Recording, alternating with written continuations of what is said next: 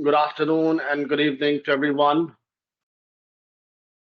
My name is Ahmad Javaid, and I'm founder and the chairperson of the Cycle Light community.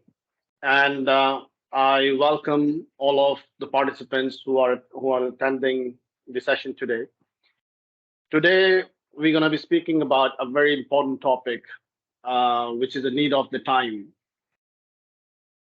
in particularly, in the area of GCC, where our beloved, country, second home, Qatar, is hosting the Football World Cup.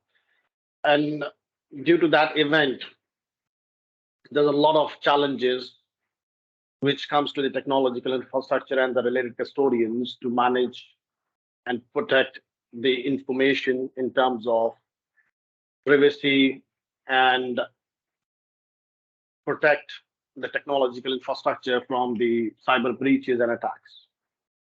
So we have chosen a topic today to discuss privacy regulations and compliance challenges for GCC organizations during FIFA event.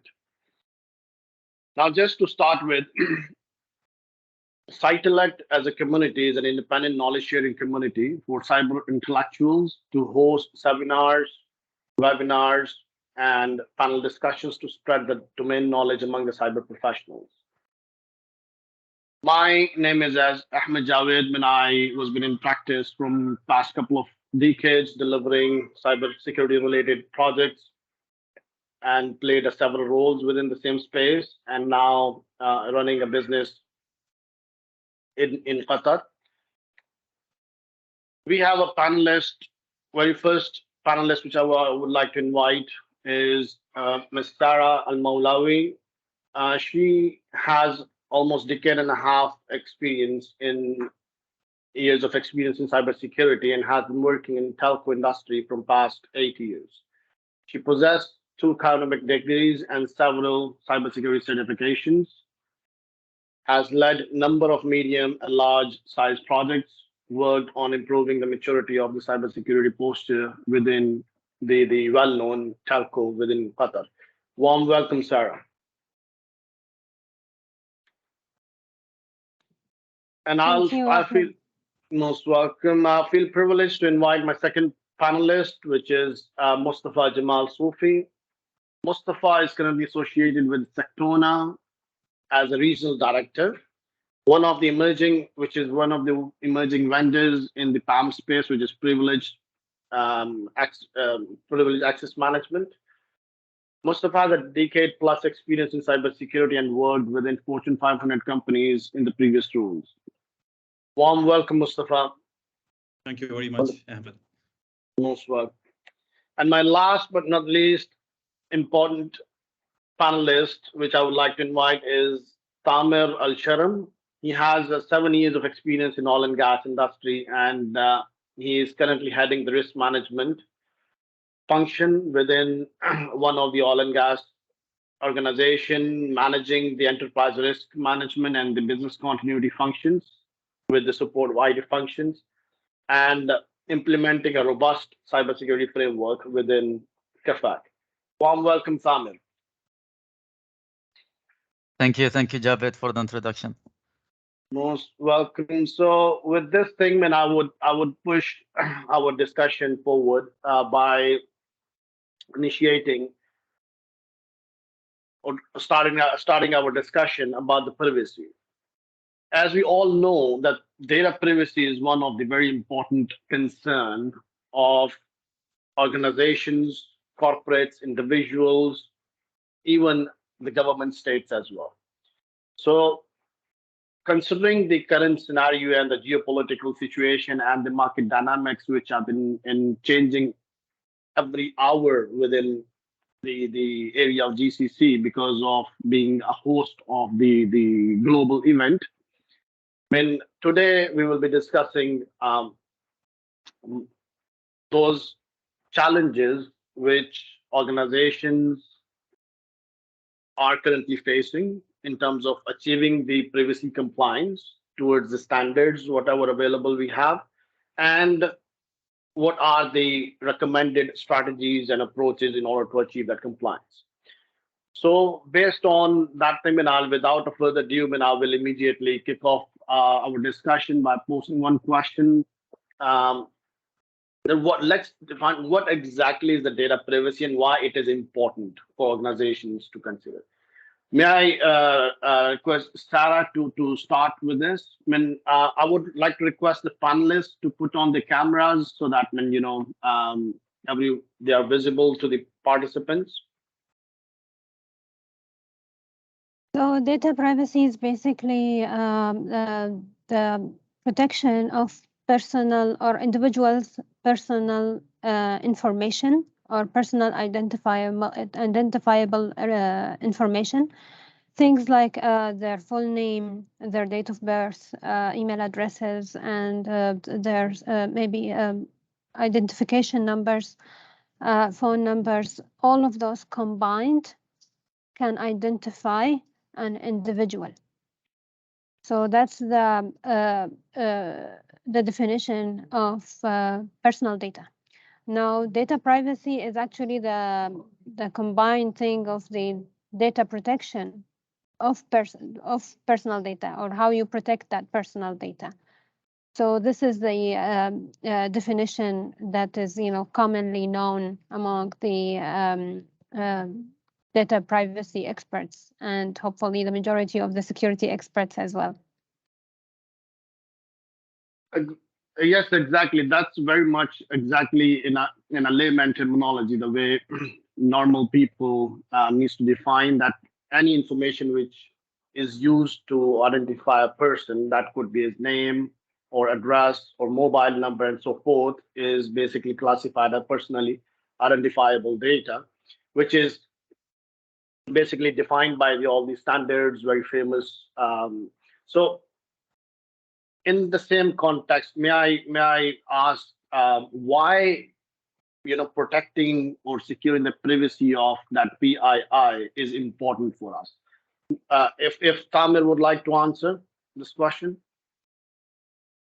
and can I request like Thamer and Mustafa to put on the cameras on so that when they are visible.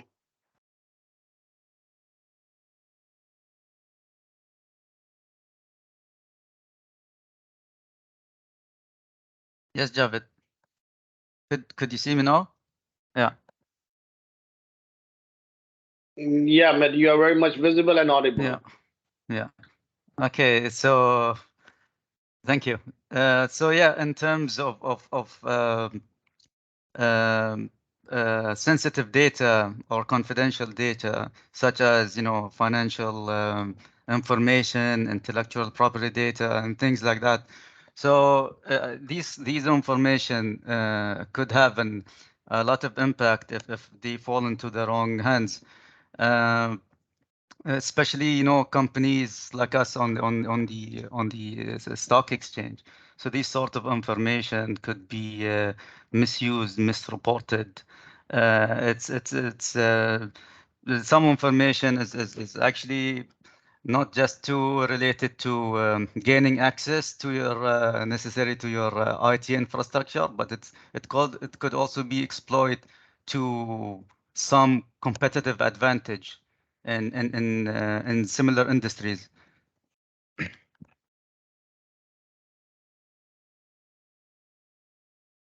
Right. So which means that when that information can be in the wrong hands and can be misused against taking the advantage or in a competition or in a more destructive manner. So would you like to add anything further, Mustafa, on this thing? Yeah, definitely.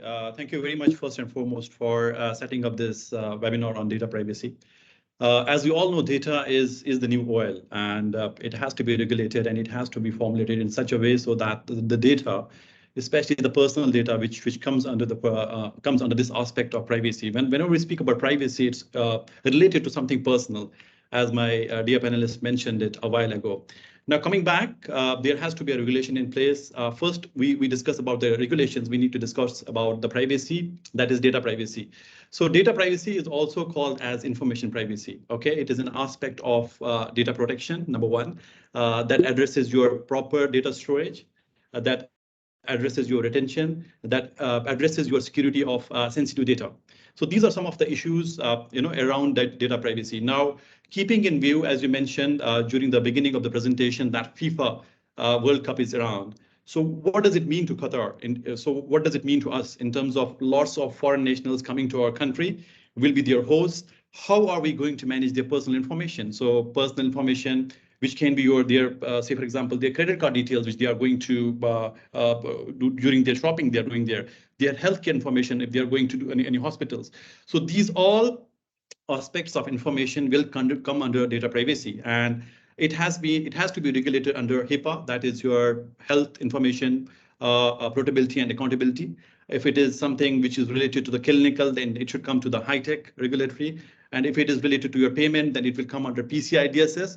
So these are some of the regulators. And this is, if we have to in a nutshell summarize, the information which we have to secure, the privacy around it will be regulated by these kind of regulators. And then we can probably in upcoming minutes we'll be discussing more on how, as a Qatar, we are going to protect this data in the local, like by if the GDPR is enforced within the region. So I guess I'll shed more light in upcoming questions which you have, Ahmed. Exactly. I mean, you spotted on the bullseye. I mean, that's exactly is the reason why we need to have this discussion, highlight the important aspects of why and how important it is to protect our personally identifiable information. There is an estimate that almost 3 million plus fans or visitors will be visiting Doha during the event, and that basically gonna last from 4 to 6 weeks time. And each of everyone of a fan will be staying in a hotel where they will be sharing their credit card information, their passport detail, and so forth. And the controller and the processor of that information, how secure they have, what means they have. So let me take the discussion forward, because it's a very broad topic to cover. So as you rightly highlighted, the role of regulators.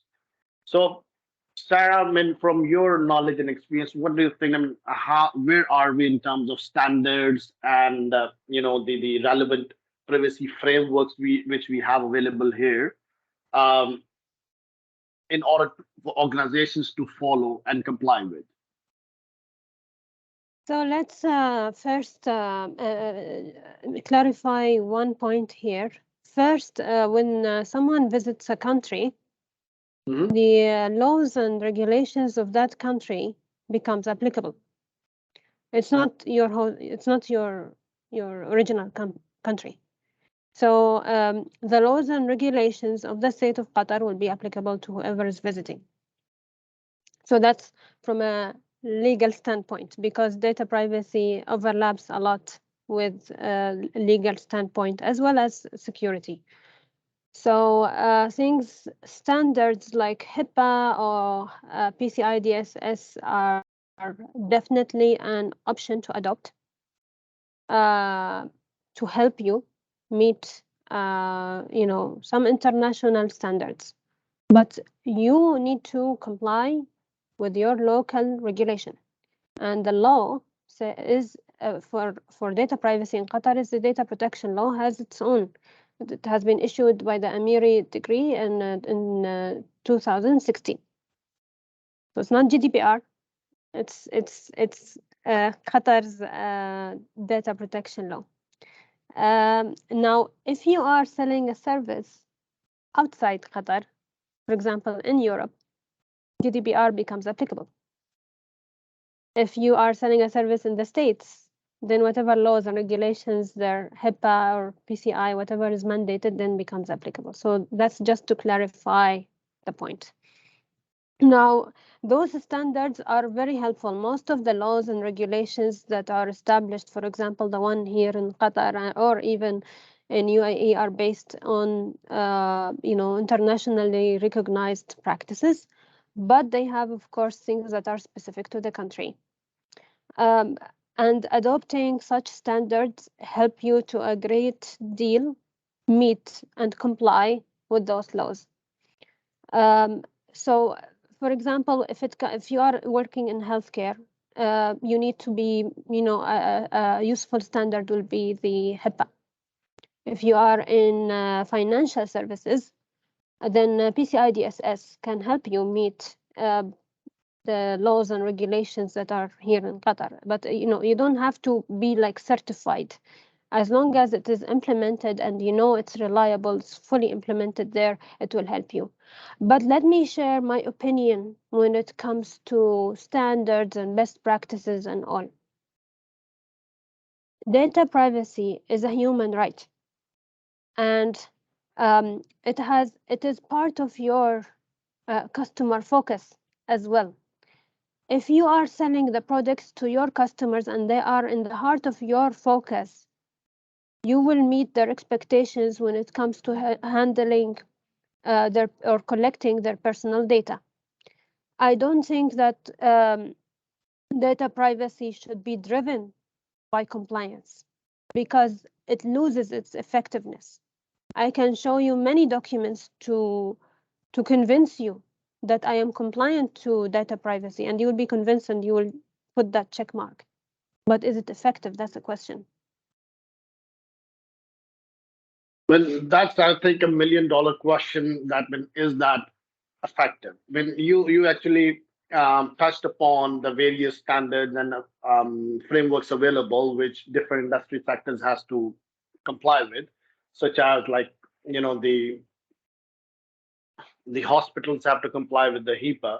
But there is a slight difference of opinion here, is that when PCI DSS is basically focusing on a payment card industry, or the payment, the card information, not particularly the PII. Similarly, the HIPAA or related such standards definitely gives a very foundation in order to strengthen your security controls, though, but not particularly about the PII, because that requires a very special treatment, as you rightly said. That means that's the individual's right, which comes or should be accessed by the individual's consent, right?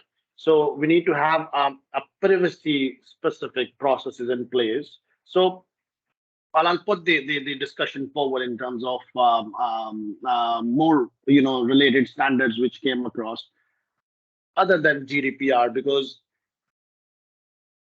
Qatar Data Protection Law number 13 of 2016 is to be said and accepted as a more advanced variant of GDPR, which addresses the flaws of GDPR itself. But the question is, what exactly organizations need in order to achieve the compliance of that data protection law? And there is a helping framework as well, which is ISO 27701, which is being said as a subset of ISO 27001. So, Mustafa, would you like to shed a light on bits of these two pieces? So I believe, yes, as Sarah correctly mentioned about the local regulations and the impact of the local regulations, if it has to be enforced at the end of the day, so it loses its charm, as she correctly mentioned. It should be a basic right. As I guess we will proudly say that Qatar was one of the first Gulf Cooperation Councils to adopt the data protection law. So that means the principles of data privacy is transparency, fairness, and respect for human dignity. So there can be multiple measures or multiple regulations which are there by the regulators, be it ISO 27001, or it can be your GDPR, which is globally in there. But I guess often what people tend to do is they will mix this subject with data protection. That is your protection of data in terms of the data protection, how the data lies or within the organizations or the subsidiaries which we are dealing with. So that is why it is being a little bit confused in, but I guess these are two different topics and has to be regulated separately within these regulators, Ahmad. Perfect. So, there is, in terms of acquiring and storing such sensitive information for any organization, it is important to ensure the backups which has been taken are kept in a very secured manner so that personally identifiable information should not go in the wrong hands. So we have the BCM, like from that perspective, we have an expert here, Thamer, who would like to shed some light on that from a continuity perspective. That when the relation between continuity and privacy is like cousins, if not sisters. So how do you see that the both efforts going together?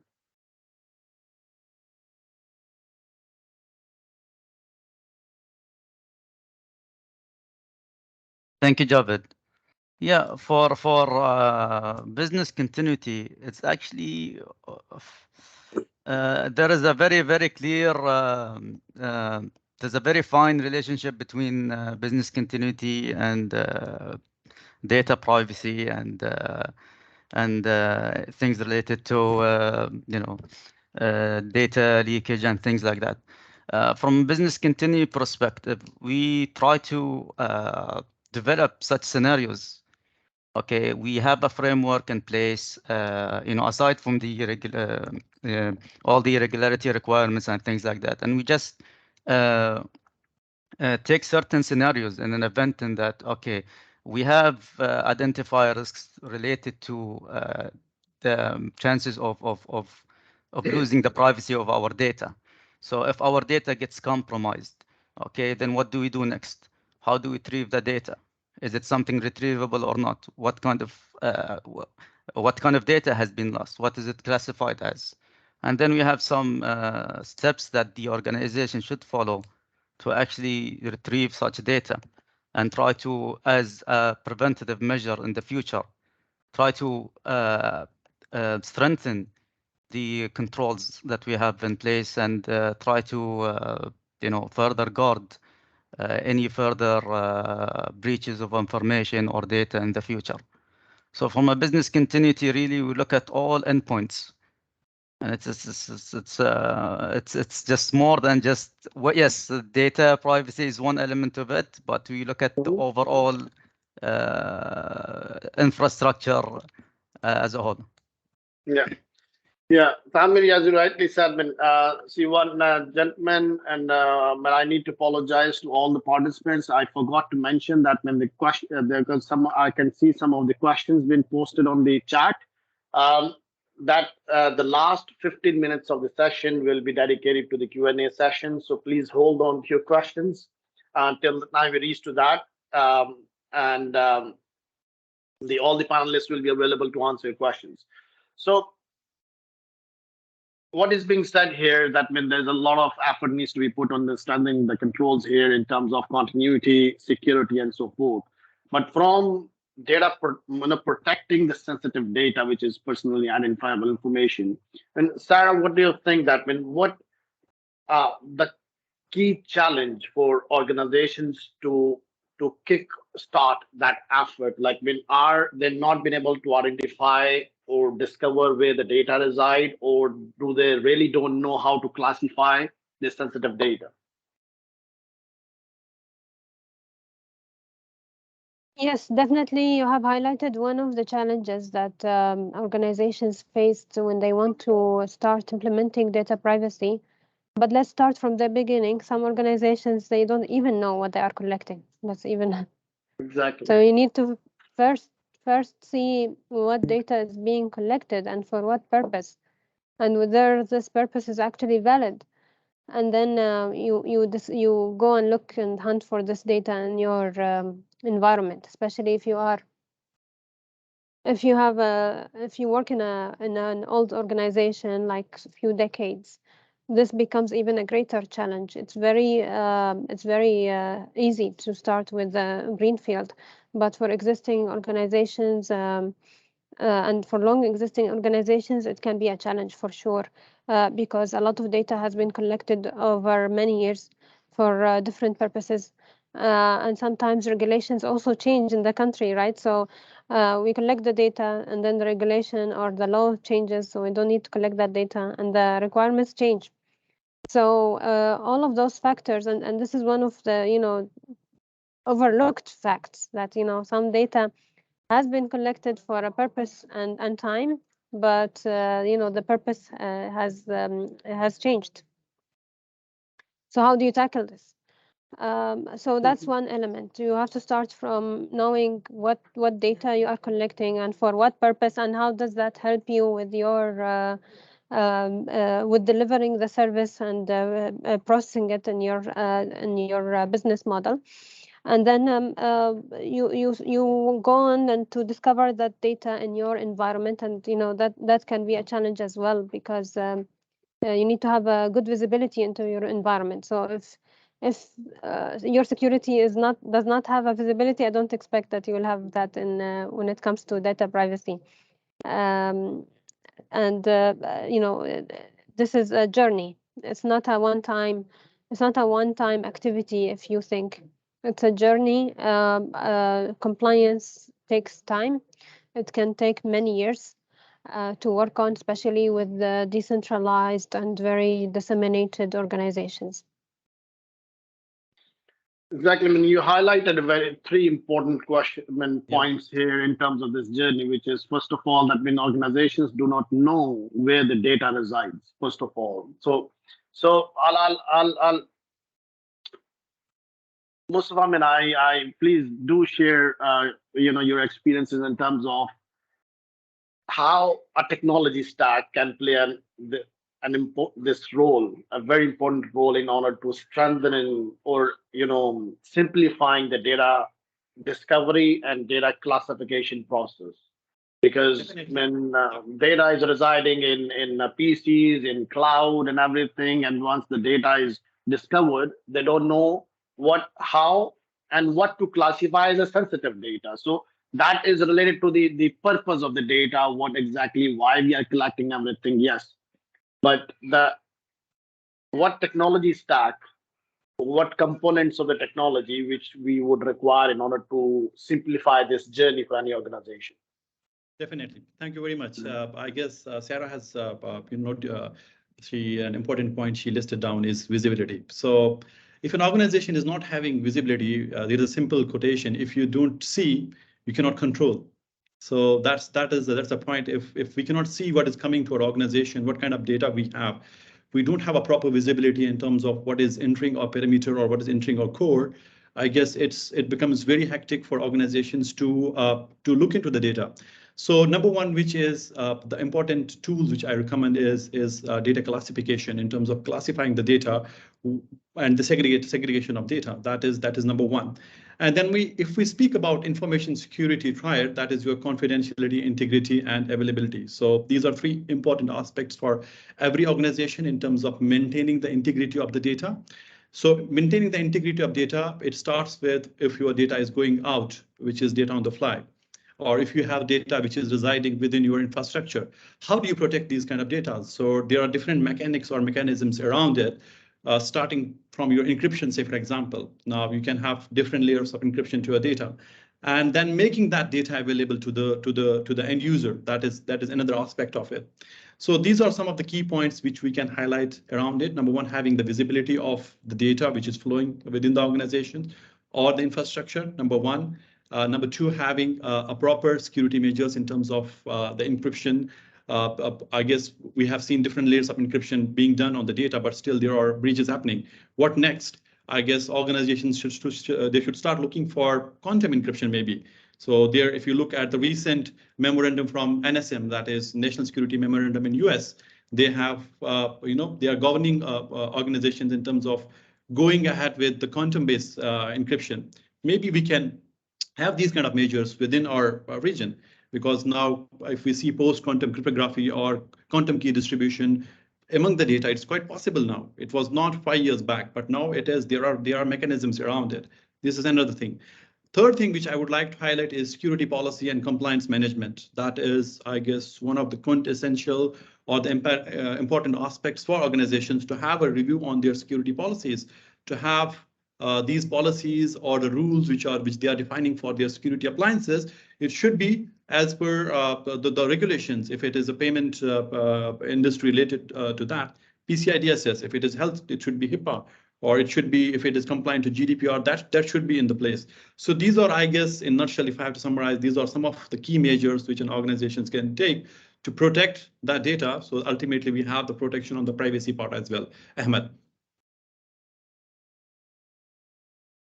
Exactly. I mean, that's that definitely these are the stages and the processes which any organization has to put forward the effort for. But my question was more towards the technology stack, that what sort of like technology components we would require in order to simplify this whole process by defining the stages. And of course, we need the very strong tools in order to help the experts, the practitioners down there, in order to discover the data. And then we need sort of a DLP or data classification tool, which basically classify the data in terms of predefined policies, which we will follow. And then we need to prevent the leakage from, you know, the sensitive data across the. So, however, there's a lot of part which we have to do from data security part, and then we have to secure from an identity perspective as well, strengthening the controls from an access control perspective by using the identity access management or privilege access management, so forth.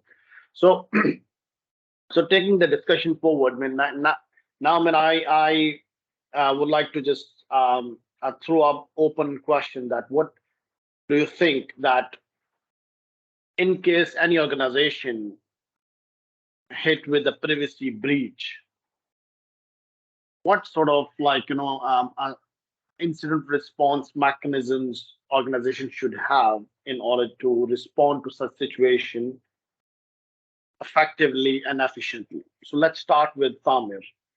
Thamer.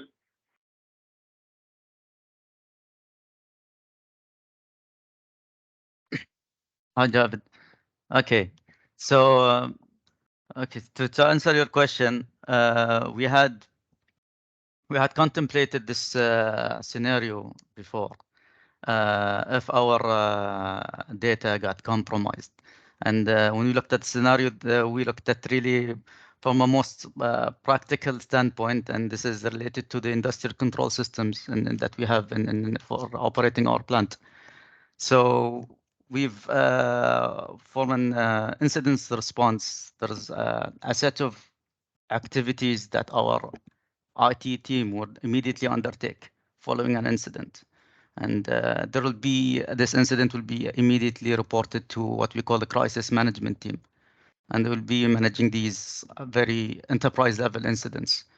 So there will be a very immediate response and making sure that, you know, there's no any further impact on the data side. And at the same time, if there has been compromisation, so then we will try to carry out some of the automated processes that we have on manually. So we have a manual workarounds in case of any incidents, IT incidents happen. Okay, and there will also be a lot of remedial actions taking place in the backend. Right. So from that perspective, I think the magnitude or the impact of such incident, if that's like, so huge and so massive that we can classify that incident as a crisis, then certainly the CMT has to be engaged. But however, privacy breach generally has been classified as a security incident. As of now, like the as of the standard norm in GCC as or around. So, Sarah, what do you think that what would be the role of the CIRT, Security Incident Response Team, and the related SOC team to respond to such situation? First, they need to verify whether the whatever breach, because the first layer is that, if a data privacy breach has taken place, it means the security breach has been triggered. So it means all the security infrastructure controls, whatever in place, have failed. and the attackers or the malicious actors have achieved their goal, which is reaching to personal data. So the security team will need to work together with the data privacy team, and hopefully they have a data privacy officer in place. It's not left on the head of some poor IT security personnel to make that judgment about the impact of the data breach on individuals. So what sort of information that has been, for example, leaked? What sort of personal data that is out there? And then they assess the risk on the personnel based on that. So if it's only like first, last name, and email addresses, that's something. But if it goes to their location, their addresses, and where they were, and their billing information, that's even a bigger problem. And that will become a social problem as well. If their, for example, last location is being also leaked, then that's life-threatening. For many cases, life-threatening impact for that individual. So they first need to, check the incident. I mean, the scope of the incident, what is the impact, and then try to contain it.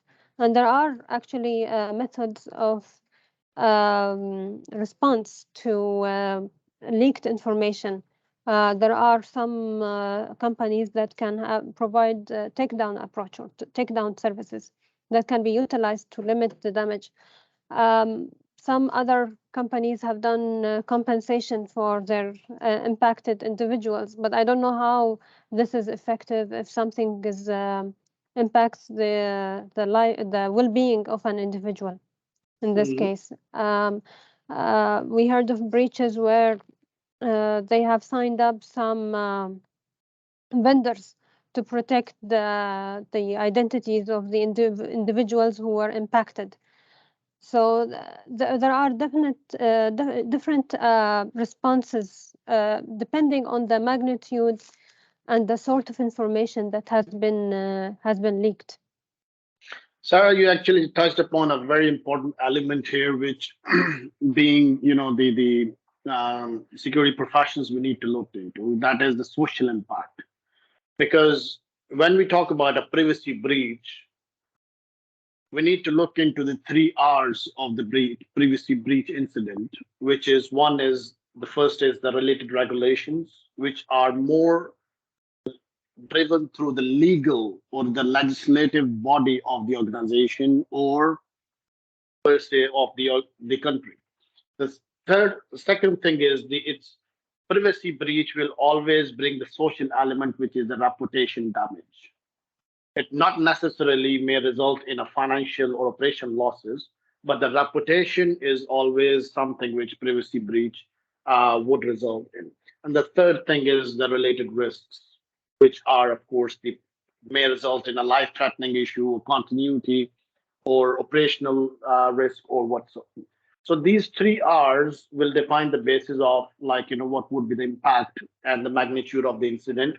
However, when we are saying this thing, when you mention about that any organization, if they have this privacy role, so from your experience, or especially from your industry, in telco industry, which you are directly dealing with the consumer customers or the end customers as well,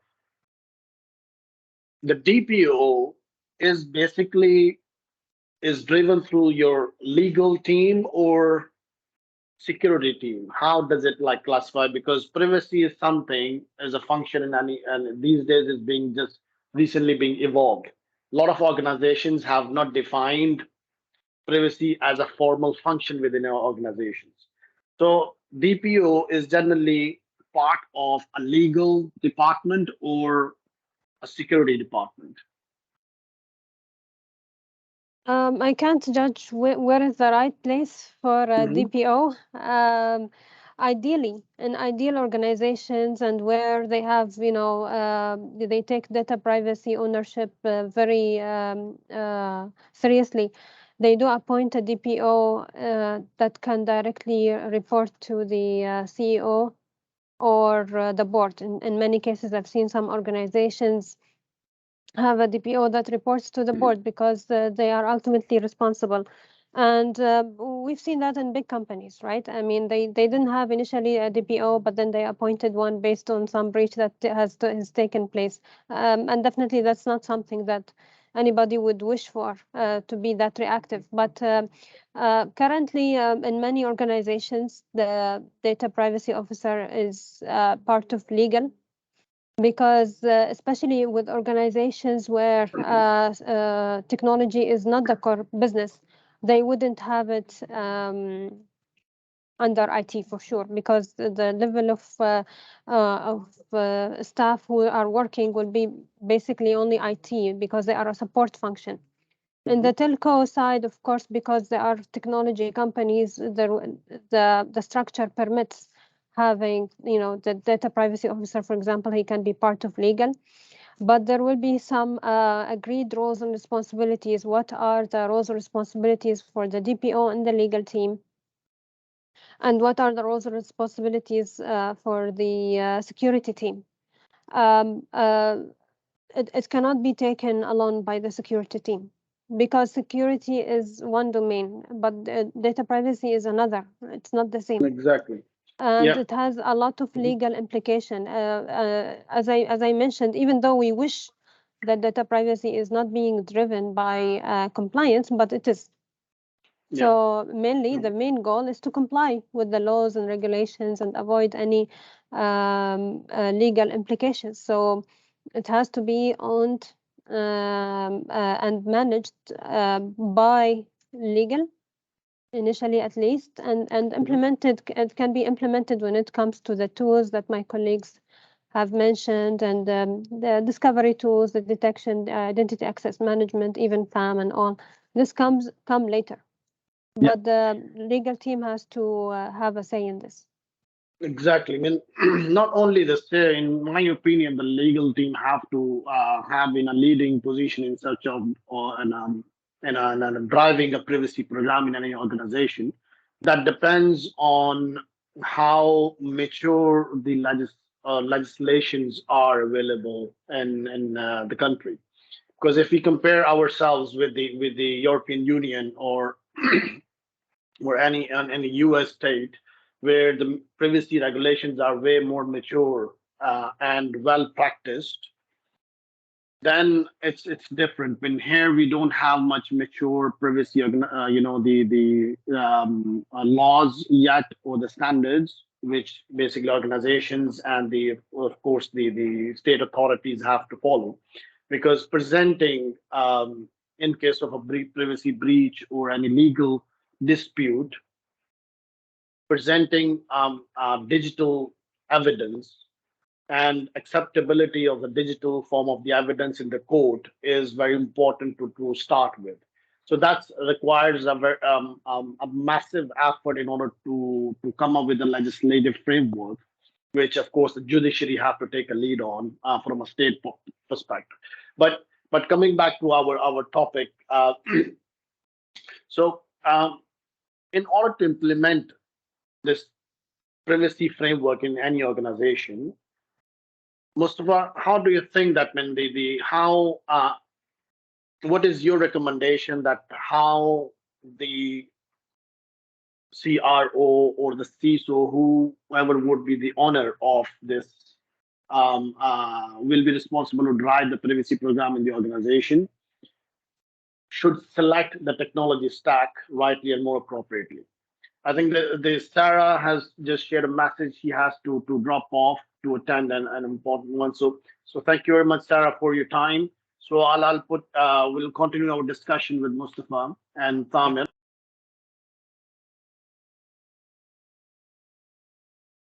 For the owners of security owners of the organization, they should view privacy regulations as an opportunity, right? So they should see privacy regulation. They should not see it as a limitation. It should be kind of an opportunity for them. And I guess number two, if I had to list down, they should make data privacy as their core value. This is something which should be very important for them. As Sarah was mentioning earlier, they should definitely consult compliance and involve legal experts into that. They should integrate the customer data. I guess that is very important, right? And they should only collect the data which is only which only is needed. And last but not the least, I guess they should set up an automated systems to monitor the policy releases. Or these are some important aspects to look into that. So I guess while we are touching down the data privacy, I guess one of the important things which we didn't mention is in terms of I guess I wanted to highlight it earlier. After the breach, I guess one thing which we forgot to mention is how did the breach happen? What was the cause of the breach? I guess number one element for any of the breaches which we forgot to mention is always human errors. If you see the recent data breach with Uber, what was the major element of the breach? It was human. So what do we need in terms of data privacy? Ahmad, I'm sorry, I'm a little bit diverting from the topic, but I guess it's necessary to highlight. What do we need in terms of when a security incident happened? I guess you should investigate whether or not the breach is a result of human error, or is it a systematic issue, any of that? I guess human element remains number one. So for that, I guess it's mandatory for data protection team to do an induction and kind of a refresher training, and in terms of updating policies and procedures, in terms of creating awareness around data privacy and the regulations. Ahmed. Right. So that's actually leave us in a very important aspect of our discussion, which is like there is a need to take a lot of key decisions before we jump or dive into driving or defining or driving a privacy framework implementation effort on in any organization. So since we are heading towards the last few minutes of our session, and I would like to take a few of the questions before we move towards the end of the session, where I'll request the panelists to provide the last takeaways for the session. So in the chat box, when I got only, I think, one question from Zuhaib Ahmed, that how are we looking out on transfer impact assessment? Lastly, what tools are we foreseeing to really automate such massive domains? Would Mustafa would like to give to respond to this, or Thamer, anyone?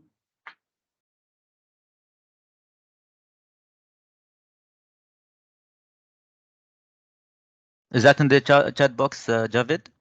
Yes, it is in the chat box. So it's like, how we are looking out on the transfer impact assessments. So that's the person who's asking this question is more referring to the privacy impact assessment, because when we start any, of course, or define the framework, we need to assess the overall privacy impact on the organization in case of a breach. So just to simplify that, what sort of tools, we should look into while conducting the PIA or the privacy impact assessment?